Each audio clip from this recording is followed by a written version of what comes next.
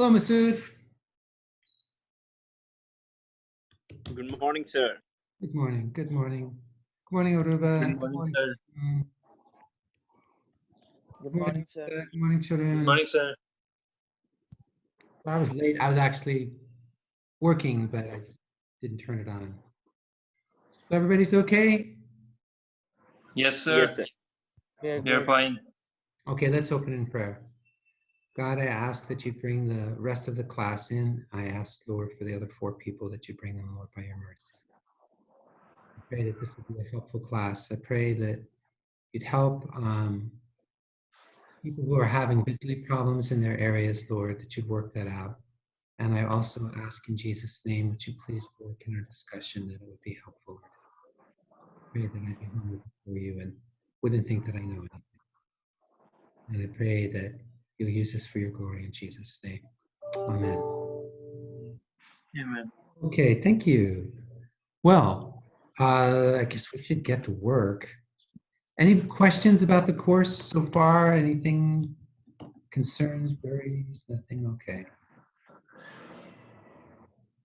Let's get to work.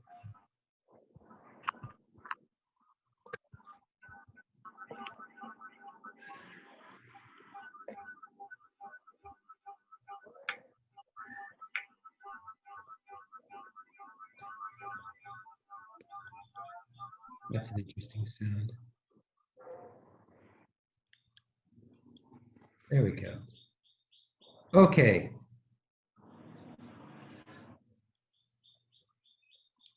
All right, here we go. Hope more people will show up. We just lost one. That visually is a real pain. All right. So now we're still in chapter 10. We come to another difficult part. So this is the most difficult chapter just as far as understanding goes. Okay. So Masood, do you have your Bible with you? Yes. Would you please read for us chapter 10, starting in why don't you read verses 14 through 20?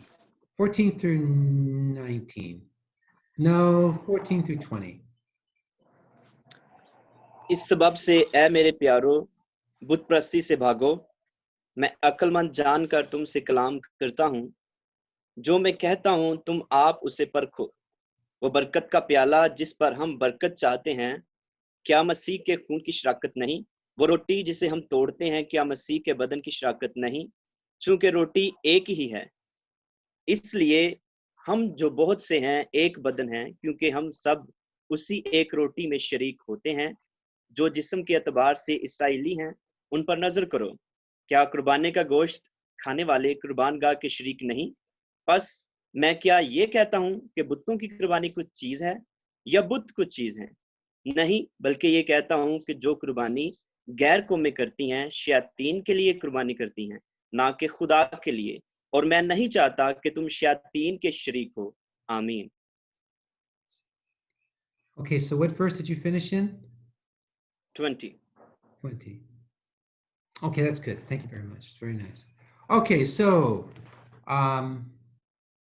interestingly, he says, flee from idolatry. So who's he talking to? We have 2 groups of Christians. We have Christians who are weak in their faith, and we have Christians who are strong in their faith. It's really honestly, it's between well-educated Christians and not very well-educated Christians. So that's really the issue that's going on. Well-educated Christians don't have any problem with eating in a temple because they know that that idols are nothing. So they're not worried about it. But the poorly educated Christians, this is a big struggle for them. So let me show you a dumb little PowerPoint that I made that sort of illustrates this just a little bit. This may not work. Let's see what happens.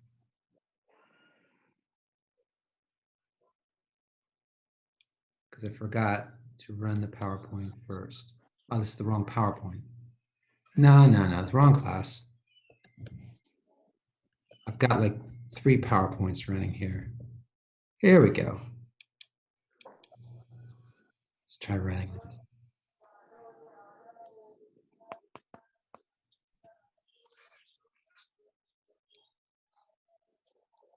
Okay. So the problem in Corinth is that the educated Christians are looking down on the non-educated Christians. So I'm just kind of representing this with 2 women. One of them grew up worshiping idols. They really both grew up worshiping idols. The one, Syntyche, grew up worshiping idols. She thinks it's horrible to get near idols.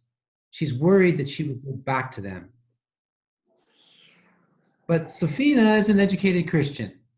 Sophina understands that idols are nothing, and there's no danger in going to an idol's temple for food. She often eats there. So Sophina is a higher caste Christian, and when Syntyche sees her eating in the temple, she would love to come back to the temple and eat. Now, you guys think about this. I think you'll understand this. Syntyche has lost all of her friends, her idol worshiping friends, and this is what happened. When you became a Christian, you lost a lot of your idol worshiping friends because the idol worshiping friends felt that everybody needed to offer sacrifices to the idols or else the gods would get angry at them. So she's lost a lot of her friends. If she goes back to the temple where she used to go before she became Christian, a lot of people will be very happy to see her. They'll welcome her back. They'll make her a part of their lives again. But she would also be very tempted to go back to worshiping idols. So this is Sophina over here. She's eating this food. She's fellowshipping and she's having friendships and enjoying being with these other people. This is Syntyche. She's still not ready for this. And so Syntyche sees Sophina, word Sophina comes from Sophos, which means wise. So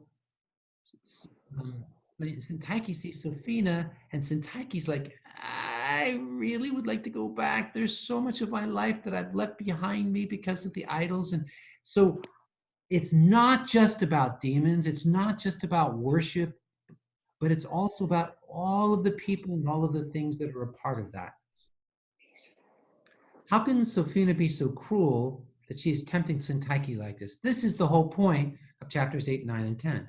How can Sophina be so cruel? Because she's not just tempting her to come back and worship idols. It's the whole culture, the whole community, all of her former friends, people who no longer talk to her because she's become a Christian. Syntyche's enjoying all of that. She's there in the temple. She's being with the people who worship idols. And Syntyche says, but I know that an idol is nothing. Okay. Sophia is also being tempted by this. What am I saying then? That food offered to idols is anything, or that an idol is anything? No. But I do say that what they offer, what they sacrifice to demons and not to God. And I do not want you to participate with demons. You cannot drink the cup of the Lord and the cup of demons. You cannot share in the Lord's table and the table of demons. Or are we provoking the Lord to jealousy? Are we stronger than he? Now, what is Paul saying? What Paul's saying here is that even Sophina, the educated Christian, by going back to the temple, even though idols are nothing, no, idols are nothing. An idol doesn't do anything. It has no power. It has no meaning. However, demons are involved in this. And the demons aren't just in the temple itself. The demons are there with her friends. The demons are there waiting to draw her back. He is not saying, you're going to see in a minute, he's not saying that it's dangerous that she'll become demon possessed. But this provoking the Lord to jealousy, this idea here tells us that what Paul's concerned about is that Sophina, I just made that name up, but Sophina is starting to try to have both worlds. She's trying to have the world of Jesus, but she's trying to go back and enjoy the world that she used to have. She's sort of flirting with it. She's sort of trying to be in their old world as well as in our new world. So not only should Safina not eat in the temple for Sintaiki's sake, honestly, for her own sake as well. She's playing with demons. So whoever thinks he stands must be careful not to fall.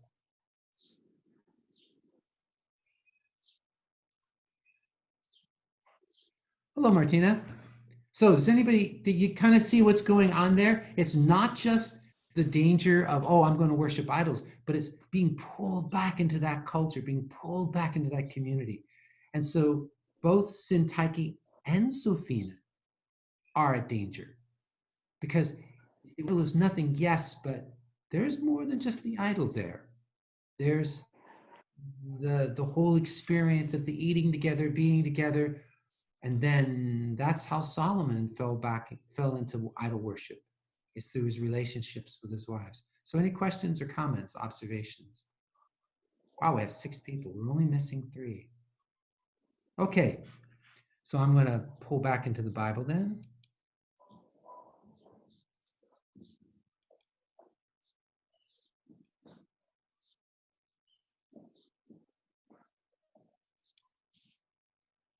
Excuse me, sir. Yes.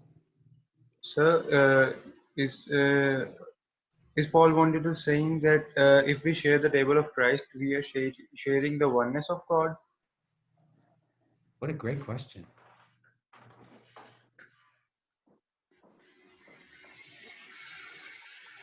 Are you on verse? What verse are you on? Verse 16? Yes, sir. Please, verse 16. Okay, this is an interesting question. It's kind of a difficult question to figure out. Is he talking here about the Lord's Supper? The cup of blessing we give thanks for is not a sharing in the blood of Christ. Sounds like it's the Lord's Supper. The bread we break is not a sharing in the body of Christ. And so now the question is, does that mean that when we eat the Lord's Supper that we're actually sharing in the blood of Christ? And then and is that the question you're asking, Musa? I'm saying that Paul is saying that if we share the table of Christ, we are sharing the oneness of God. Yeah, well, With the and lead- where does it say that? Yes, sir. Where does it say? You're talking about it verses 16 and 17? Sir, in the slide you opened, I can show you here. Sir, it is verse 21. Okay. Is that Yes, sir. where are you? In 21 or are you in 16 and 17? 21, sir.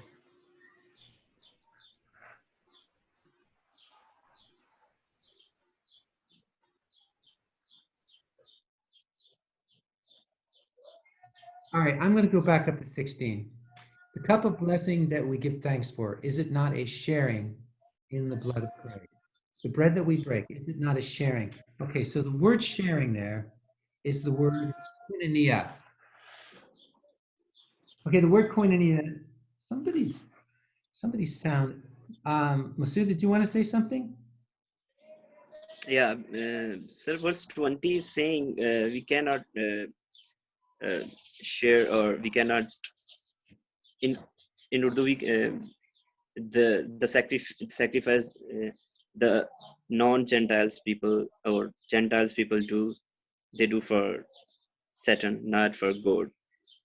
So Paul is saying over here to the Gentiles people or Jewish. Ask your question again. I didn't understand your question. I understood the first part, not the So, second. so here in verse 20, he's saying the sacrifice which other nations or like Gentiles do for not for God but for the Satan. Yeah. In verse 20. Got it. So just in verse 21, he's saying we cannot partake or we cannot share the Lord's Supper and also the Satan's. Okay, so I'm going to take what you just said and I'm going to show you, I think, what's going on here. I'm going to go back to verses 16 and 17. First of all, notice what it says. It says sharing. The word sharing is the word koinonia. Okay, this word koinonia is a great word. The idea of it is a business partnership. Okay, in a business partnership, my daughter has a business partnership. She and another woman put together a marketing company. And so that's what they do. And amazingly, my daughter is still working. Even though America is shut down, they're still doing marketing. Anyway, so they have a marketing company. What it is they take their money and they both put the same amount of money in. They both put the same amount of time in with the goal that they're going to both make the same amount of profit. Okay? That's what a koinonia is. A koinonia is a partnership where you're seeking to earn a profit together. All right? So when it says the cup of blessing that we give thanks for in verse 16 here, when it says this, okay, you need to recognize that the sharing is a partnership.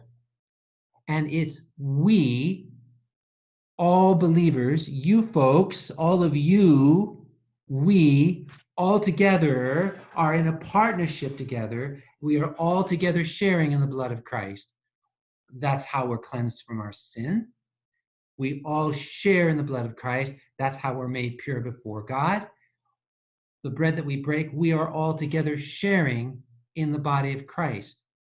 So what he's saying is, because look at verse 17, which shows that that is what he's saying. Because there is one bread, we who are many are one body. In other words, we're all together sharing. And so, if we had the Lord's Supper right now, even though we're separated, if I handed you all bread, if I sent you bread and I sent you juice, and all of us took together, even though we're all separated, we would all together be sharing in the blood of Christ, all together sharing in the body of Christ. That's what that means. There is one bread, we who are many are one body. So the emphasis is not on the Lord's Supper per se. The emphasis is on the fact that we all are sharing together. So when you go with people who are offering sacrifices to demons, you are sharing with them. The same way that we are all one body here in verse 17, that's the same thing as when you go to an idol's temple and they're having their special idol's meal, you are sharing with them. And so what Paul's worried about is that they're going to start sharing together with what the idol worshipers are doing. They're going to start participating together what the idol worshipers are doing, and they're going to start allowing themselves to be influenced by demons. Does that make sense? So see what's going on. This is what we see. This is the way real life goes. If you start going around with people who get drunk, you're going to start getting drunk. It's going to happen. It doesn't always happen, but it usually happens. If you get involved with people who use lots of bad language, and you get along with people, they say a lot of dirty jokes, and they're talking about ungodly things, it changes the way you are as a person. You start sharing koinonia. You start sharing in their way of thinking. You start sharing in their kind of humor. If you watch, these kinds of movies and you keep watching these things, you start sharing in what they're doing. In other words, you're partaking together with them. And so his concern is that that's what's going to happen to the Christians, is that when they go to these demon temples and they start eating together and being together, they're going to start sharing with them koinonia, the way we're supposed to be sharing in the body and blood of Christ. Does that make sense? That's the way real life is. Comments? And also, sir, yes, go ahead. in Pakistan, every year Muslims do sacrifice. So this verse 20 go with them?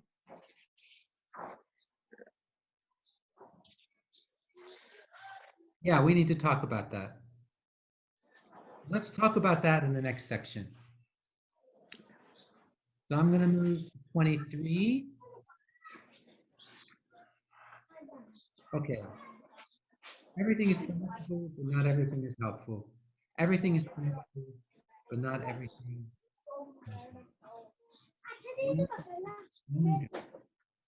but the good of others. Thank you, Mr. Everything is permissible, but not everything is helpful. Everything is permissible, but not everything builds up. No one should seek his own good, but the good of the other person. In our story of Sophina and Syntyche, my question is, who is saying everything is permissible? Syntyche or Sophina? Sophina. Yeah, Sophina is saying everything's permissible. Here we go.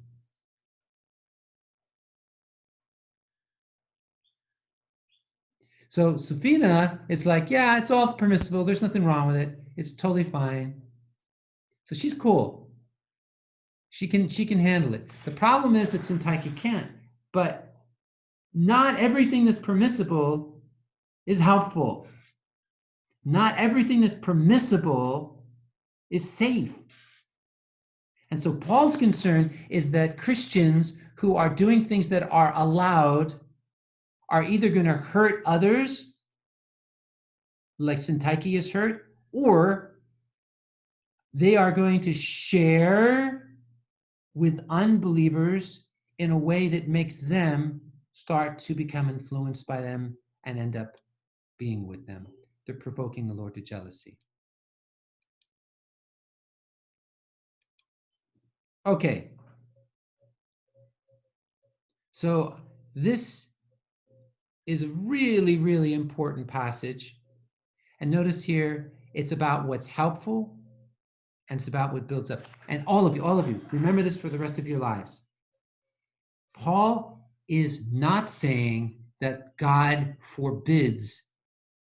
Paul is saying you need to make your decision based on what is helpful, what brings profit, what brings growth, what brings maturity, and what builds up others. Okay? So you see, this is really important.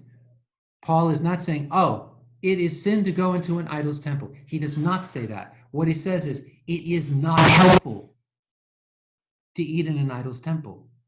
And it doesn't build up other Christians when you do it.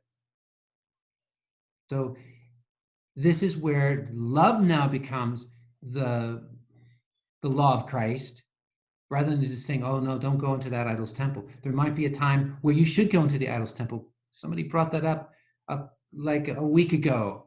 Well, does that mean that we should have friends with unbelievers? The answer is yes, absolutely. But you need to be careful that you don't become like Syntyche. And I promise you that if any of you are really pursuing having great friends and being together with your non-believing friends, I guarantee you that you're not doing it because you want to see them come to faith. You're doing it because you like being with them. Stop lying. Stop lying. How much are you praying for their salvation? How much are you praying that God will give you an opportunity this time to share the good news? You don't do that. You just like being together. You laugh at their jokes are funny. You like being together because they like you and you like them. That's like Syntyche. She's in the temple. She's not in the temple because, oh, I want to win these people to faith. She's in the temple because she likes being there. So just remember that. Keep that in mind, okay? I know you understand what I'm saying because that's the way the real world is. And that's exactly what Paul's dealing with. But we have to come back to Masood's very good question.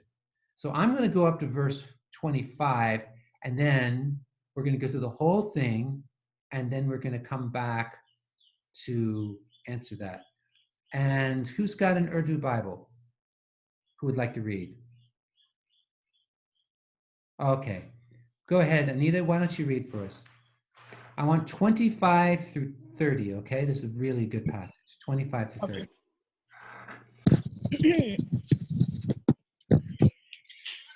जो कुछ किताबों की दुकानों में बिकता है वो खाओ और दीनी इम्तियाज के सबब से कुछ ना पूछो क्योंकि जमीन और उसकी मामूरी खुदावन की है Sir, should I continue? Keep going all the way to verse 20, all the way to verse 30. 30, okay. अगर बेईमानों में से कोई तुम्हारी दावत करे और तुम जाने पर राजी हो तो जो कुछ तुम्हारे आगे रखा जाए उससे खाओ और दीनी इम्तियाज के सबब से कुछ ना पूछो। लेकिन अगर कोई तुमसे कहे कि ये कुर्बानी का गोश्त है तो उसके सबब से जिसने तुम्हें जताया और दीनी इम्तियाज के सबब से ना खाओ। दीनी इम्तियाज से मेरा मतलब तेरा इम्तियाज नहीं बल्कि उस दूसरे का। भला मेरी आजादी दूसरे शख्स के इम्तियाज से क्यों परखी जाए? अगर मैं शुक्र करके खाता हूँ तो जिस चीज पर शुक्र करता हूँ उसके सबब से किसके लिए बदनाम किया जाता हूँ? आमीन। Yeah, okay, so believe it or not, the key verse is verse 26. Verse 26 answers the question. For the earth is the Lord's and all that is in it. So in verse 25 it says, okay, so let's understand. For the earth is the Lord's and all that is in it. Question. Eat everything that is sold in the meat market, asking no questions for conscience sake. Why? Well, the earth is the Lord's and all that is in it. Eat anything that is sold in the meat market, asking no questions for conscience sake. Why? The earth is the Lord's and all that is in it. What about if it's been sacrificed in a temple? We know that demons are in the temple. Should we eat the meat if it's been sacrificed in the temple? Eat everything that is sold in the meat market, asking no questions for conscience sake. For the earth is the Lord's and all that is in it. What about if the meat has been sacrificed by demon-possessed priests who hold their hands over the meat and say words of incantations and demon-possessed spells? Eat anything that is sold in the meat market, asking no questions for conscience sake. For the earth is the Lord's and all that is in it. Why is it okay to eat anything? Because remember, let me remind you, because we have 8 of 9 today. This is like almost like the second coming of Christ. Not really.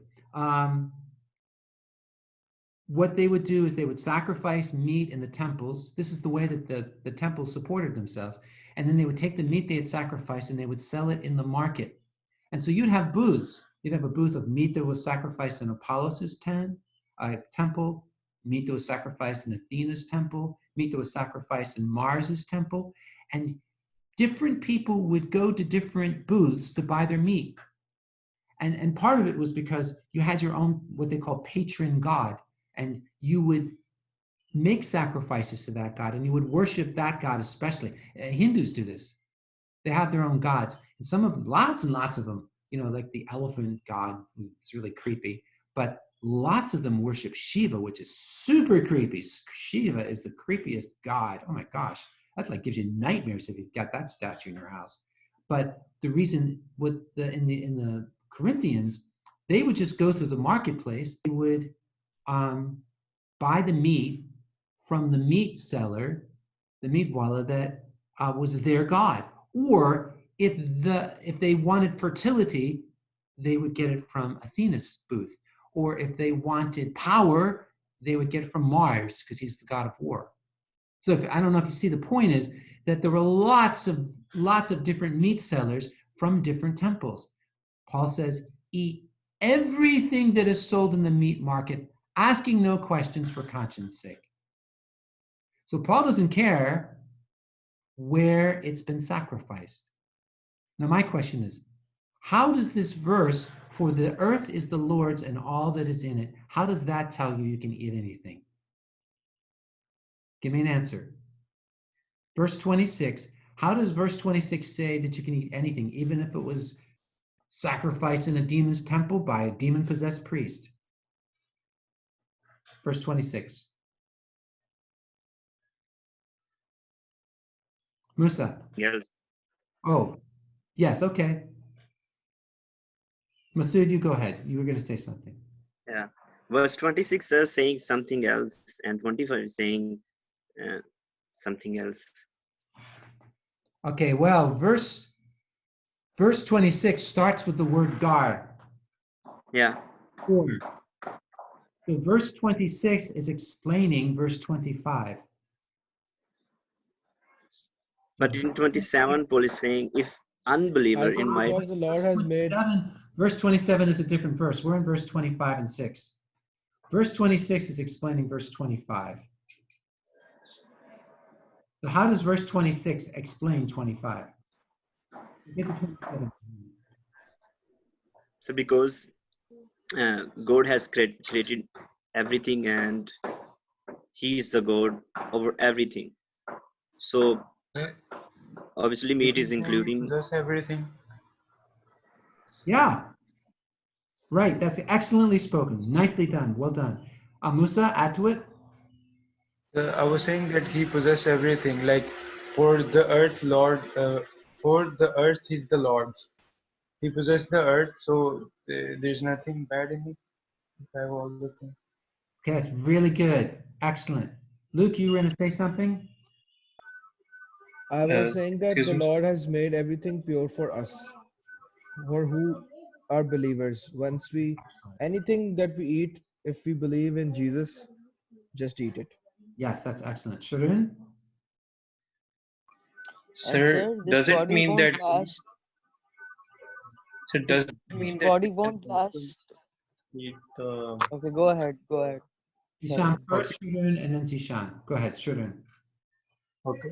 So does it mean that we can also eat the animals or birds that are forbidden in the Old Testament, like camel, pig, and others, like they were not allowed to eat? Different. It is this subject. It does touch this subject. The answer is yes, but it's a different, we have to find it in a different place, and it's not in Corinthians.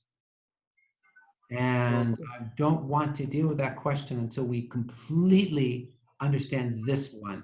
So we'll come back to that. Zishan? Yes, sir. I was saying that our bodies won't last forever. So whatever we eat, it's gonna just be for a while. Even ice cream? Who? So what does that Uh, have to do with verses 25 and 26? no, I'm out of the context. Okay, Talking out of the okay. context. That's so true. That's true. And by the way, that is one of Paul's arguments. It's a really important argument. Why are you worried about food? Food's going to pass away. Why are you worried about it? Why? Who cares if you eat meat or not? What difference does it make? But that's a different place that he makes that argument. So that's a good comment. All right. I want to make sure you guys understand this. We had two different statements which were related to each other. One is that God has made everything pure for us. The second is, Musa said that God possesses everything. And so with that, I want you to have both of these ideas. God made everything good. Secondly, it's really important, it belongs to God. Anything that belongs to God, demons can't touch. So even though that meat has been sacrificed in an idol's temple and the idol's temple is filled with demons, even though the priest who sacrificed, the demonic priest who sacrificed it in the temple of Apollos, even though the guy's totally demon possessed, and he is, even though that's true, even though they had all these incantations and spells and chanting over the meat when they killed it, demons cannot touch you through that meat because God owns the meat. The earth is the Lord's and all it contains. That's also true. This principle holds true in every way. You walk into a place and they say, oh, well, that's demonic territory. But the earth is the Lord's. And my Lord possesses that area, and I do not have to be afraid. Masood. Sir, does it mean Paul is saying like eat anything sold in the meat, but he's not saying eat the sacrificial meat, but eats anything sold in the meat market without raising questions. But the meat market meat was all sacrificed. That's the whole point. That's where they got their meat from. They got their meat from different temples. It's all sacrificed meat. But before sacrificial meat, when they sacrifice, the meat is selling over here is different from the meat of sacrificial. हाँ, लेकिन ये Pakistan है, but this is not Pakistan. This is Corinth. And that's not the way they did it in Corinth. In Pakistan, it only happens one time a year. But in Corinth, it was every day. Every day the meat was sacrificed in the temples. Every day the meat was sold. So that's Now So, I but we are understand. facing today's culture. So how can we apply this? so we have to keep reading. First of all, though, everybody listen. I've heard many Christians say that there's something dangerous about the meat that is sacrificed at Eid. But this says that no meat is dangerous. I mean, it has poison in it or cholesterol or something, but no meat is dangerous because of where it was sacrificed and how it was sacrificed. So the first is pastors will say you should not eat that meat because they laid their hands on it and they confessed their sins and they transferred their sins onto it. So if you eat that meat, that sin will come onto you. That is not true according to this. Eat everything that is sold in the meat market, asking no questions for conscience sake. So the first thing is you don't have to be afraid of any meat. As far as, if it's spoiled or poisonous or something, but you have to be afraid of the meat. Everybody got that? Because I'm sure some of you have heard Christians say this, right? Christians do say that you get the sins of the people who've laid their hand. No. And Muslims don't normally do that. They do it maybe in the villages, but not in the city. They don't, they're not sacrificing to take away their sins. At least not the Muslims I've talked to. Okay, next. Verse 28. But if someone says to you, this food is offered to an idol, do not eat it, out of consideration for the one who told you and for conscience sake. I do not mean your own conscience, but the other person's. For why is my freedom judged by another person's conscience? If I partake with thanks, why am I slandered because of something I gave thanks for? So what he's concerned about is verse 28. If someone says to you, wait a minute, verse 27. If one of the unbelievers invites you over and you go to eat everything that is set before you without raising questions of conscience. Now, this is very similar to what we're talking about. So then the real question is verse 28. If someone says to you, this food is offered to an idol, do not eat it. Okay, everybody catch this. If they say this food is offered to an idol, do not eat it. Think about it. Why would a person say this food is offered to an idol? Please tell me. Why would a person say in verse 28, this food is offered to an idol? So we can make decision whether we want to eat or not.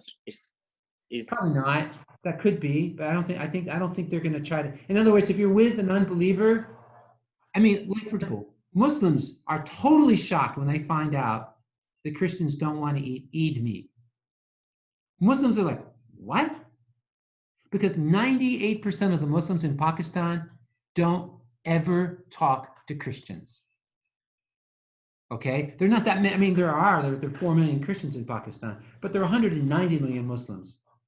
And Muslims just don't have many chances to talk to Christians. And so they don't have many opportunities to give Eid meat to Christians. And poor Christians often take Eid meat because it's the only meat they get for a whole month or 2 months or 3 months. So Christians often eat the Eid meat. But Muslims would go, what? I see this in my classes. It's amazing when we talk about this in Christian ethics and this question comes up. Muslims are like, I can always look at their faces. They're like, you got to be kidding. They don't want to eat meat? That's totally shocking to them. So an unbeliever does not expect a Christian to say, no, I can't eat this meat. That surprises an unbeliever, all right? So they're not doing it so that you can make a decision. Why are they telling you that the meat has been sacrificed to an idol? Use your imagination. not 21st century. You're in the 1st century. You're in Corinth. It's not talking about Muslims. You're talking about idol worshipers. Because notice what it says. This is food offered to an idol. Why would they tell you that? So that you don't eat it. I don't think so. Maybe. I don't think so. So that when you eat it, you start following their idol Yeah, or see, somehow. I think that 98% of the people they're going to feed this meat to are going to go, oh, which idol? Oh, it's Athena. Oh, that's great. Fantastic. Give me some more. See, for most of the people that these idol worshipers eat with, they're like, oh, this is special meat. You're giving me idol meat. You're giving me eat from Athena. Awesome. This is great. Most of the people that the idol worshipers are going to be eating with are idol worshipers. And they're going to be like, awesome. Do you see what I'm saying? In other words, they're not saying this to keep the Christians from eating it. They're assuming the Christians are going to want to eat it because everybody eats idol meat as far as they know. They can't imagine somebody not eating idol meat.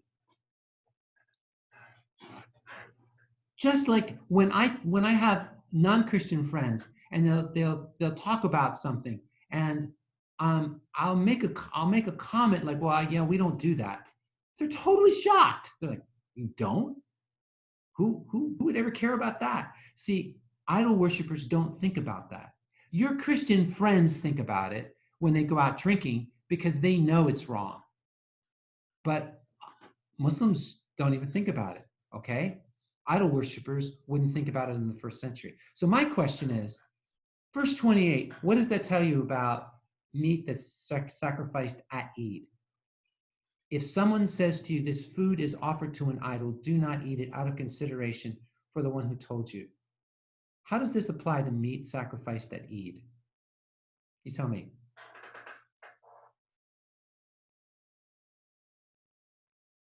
Is it sacrificed to an idol?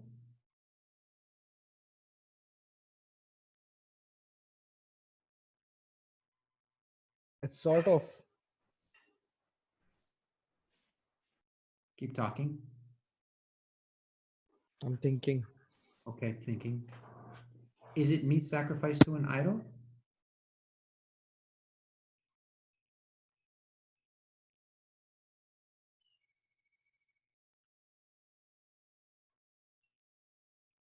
Martina, who has not said a word this morning, is it meat sacrificed to an idol? Sir, let me see that. Do not eat it out of consideration for the ones who told you. Since they tell you already that it's a sacrificial meat and it's been given to an idol first place. So since Luke said that it is because they want to consider that it's from an idol and then maybe it carries a blessing.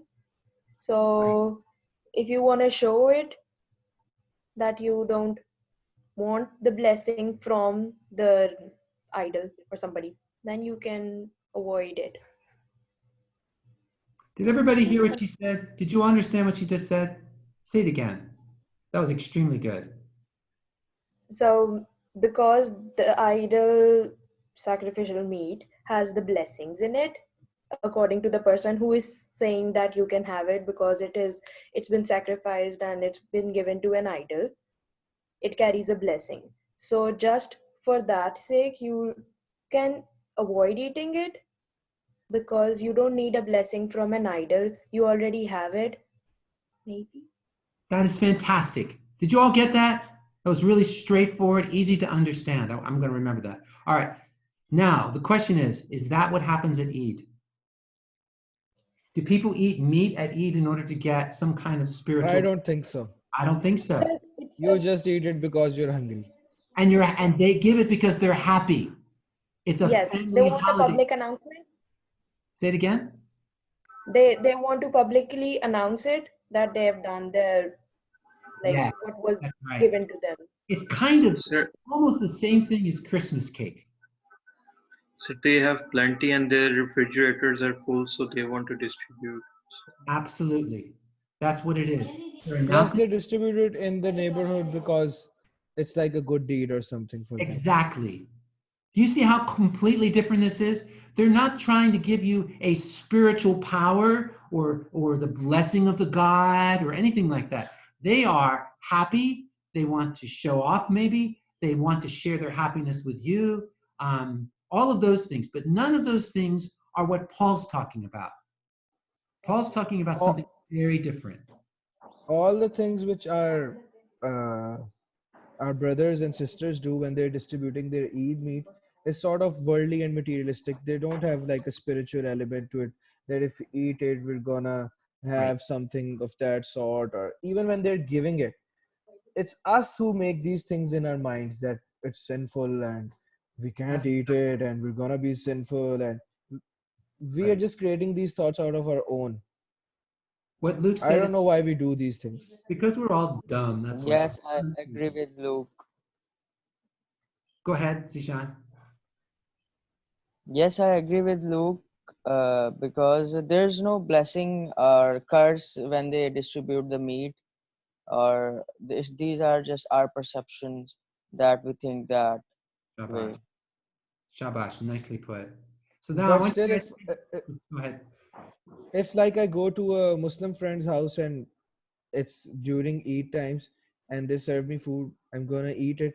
But if I have it in my home and some of my Christian friend is here and he gets to know that it is given to me by my Muslim friends and it's gonna hurt his conscience, then like I sort of have to hold back. That's Yeah, what I learned from this passage. I agree. I agree. I'm so And glad once my I forgot. Christian friend is gone, then I'm gonna eat Yeah, I it. know. Seriously. Seriously, just warm it up. So that's exactly the point of this passage. You're not going to cause a Christian who is not educated to stumble. Okay? You're not going to do that. But on the other hand, you got to understand the fact that this is not meat sacrificed to an idol. Eat meat is not meat, or meat during every night during Ramadan. It's not meat that's sacrificed to an idol. It's completely different. Muslims do not think that there's some spiritual power in or something like that, but the Corinthians did. In the first century, they totally thought that's what it was. They thought it was magic meat. That's what they thought. And so you can see then, and by the way, I want you to notice this because this should really make you think. I do not mean for your own conscience, but the other person's. He's not saying, this is what Luke just said and what Zishan said. I do not mean for your own conscience, but for the other person's. For why is my freedom judged by another person's conscience? So he's saying there's nothing wrong with eating it. It's not wrong to eat it. It's just, I don't want to hurt the other person. And I just have this question. If you say no to eating meat that's at Eid, when the person who's offering it to you is offering it to you out of friendship, aren't you wounding his conscience by saying no? It sounds to me like the opposite of love is to say no. Because you're doing it to protect yourself. And Paul says very clearly, the earth is the Lord's and all that is in it. You do not have to protect yourself. You're doing it so you don't have to feel guilty. But Paul says that it's not your own conscience because you don't have to feel worried about it. Your freedom is not judged by his conscience. This is not about your conscience. This is about the other person. You don't want to harm the other person. And I think we are doing more harm by saying no than if we would say yes. I don't know. You're Pakistanis. I'm not a Pakistani. But I've been offered meat at Eid before, and I've certainly always eaten it. So, but you gotta work in your own world. And like Luke, I think, is the one that said, we still shouldn't be doing this if it's going to cause Christians to stumble. Although I will say, I want you to think this, everybody. Remember the story of Syntyche in the temple.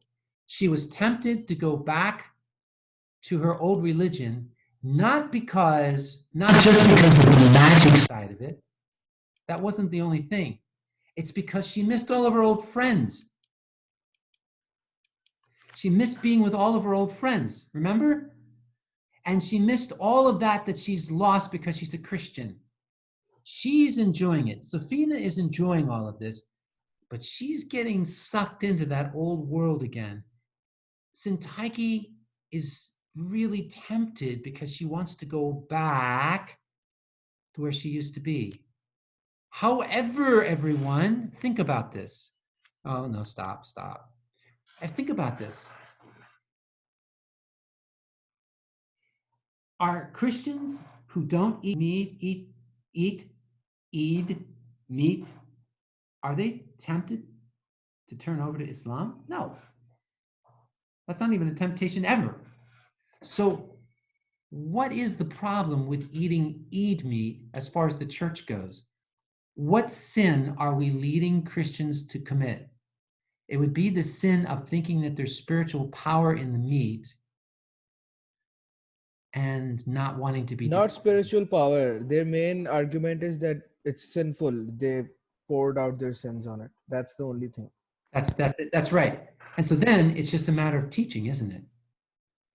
And there's a weird scent when they sacrifice it. That's also a reason. Okay. So I don't have the answer to this. God bless you all. I'm glad I don't. But mostly what you're saying is that if they are with us, and then we should actually teach them, it leads to an offensive argument, which you should always avoid. I totally agree with that. And we need to keep this in mind. In fact, let's look at the last verses. I know I'm probably wrong about some of the things I said because, I'm a human and a sinful human too. That even makes it worse. So therefore, whatever you eat or drink or whatever you do everything for God's glory. Give no offense to the Jews or the Greeks or the church of God, just as I also try to please all people in all things, not seeking my own profit, but the profit of many, so that they may be saved. Imitate me as I also imitate Christ. And that really sums up everything we've been talking about. I'd love to talk about this more. Think about questions, bring it up on Wednesday, but I have another class to teach, so I have to say goodbye. Hey, way to go, guys. 8 out of 9 here today. Only 1 not here, and I'm a little worried about that. So God bless you all. We'll see you on Wednesday. God bless you too, sir.